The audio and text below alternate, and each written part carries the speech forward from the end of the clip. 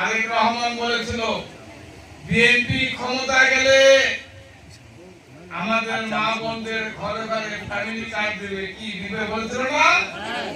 যারা family card পান নাই, আগামী 1 বছরের মধ্যে আপনাদের ঘরে ঘরে ফ্যামিলি কার্ড পৌঁছে যাবে। এবং তারেক রহমান বলেছিল কৃষক কার্ড দেবে, কৃষক কার্ড, কৃষি কার্ড। এই কৃষি কার্ড আমার কৃষক ভাইরা পাবে, সার পাবে, বীজ পাবে, কীটনাশক পাবে, বিনা সুদে লোন পাবে। এই কার্ড দেখালে এগুলো সুযোগ সুবিধা পাবে। এই কার্ড বাংলাদেশের প্রত্যেকটা কৃষকের মধ্যে আগামী 2 বছরের মধ্যে পৌঁছে যাবে ইনশাআল্লাহ।